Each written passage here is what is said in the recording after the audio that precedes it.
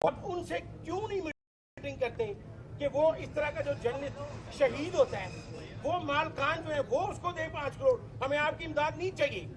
आप लोग अपने मकसद के लिए उनको इस्तेमाल करते हैं और वो आपको करते हैं। किसी अभी इमरान खान की गाड़ी के नीचे एक और जर्नलिस्ट आ गया है, उनके गार्ड्स ने यहाँ पे मारने की कोशिश की है।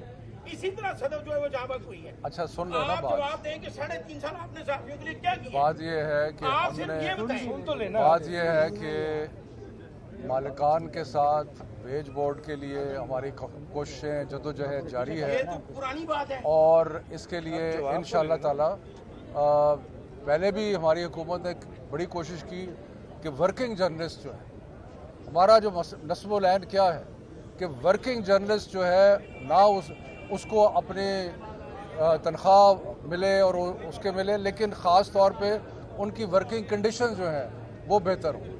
तो हम दुआ करते हैं और हम मेहनत भी करेंगे और हम उनके बच्चों का भी ख्याल करेंगे।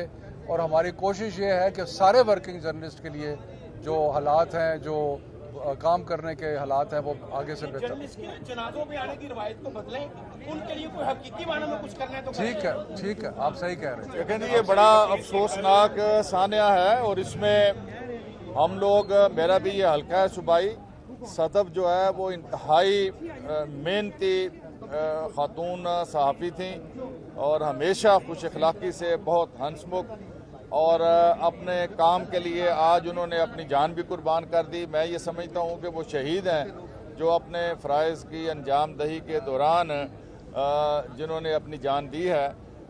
हम सब उनके घर वालों के दुख में बराबर के शरीक हैं और हमारी दुआ है अल्लाह ताला उन्हें जन्नतुल फिरदौस में जगह अता करे।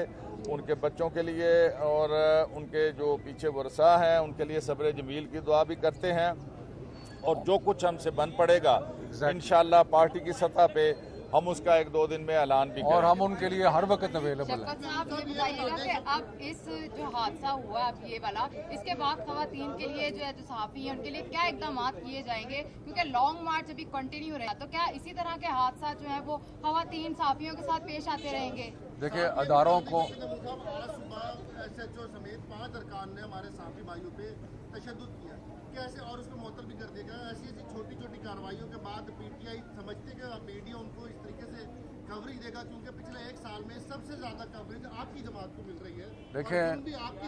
देखिए हम सब सहाफ़ियों के साथ खड़े हैं और अगर कोई किसी सहाफ़ी के साथ किसी किस्म की ज़्यादती करता है तो उसको हम कतई बर्दाश्त नहीं करेंगे।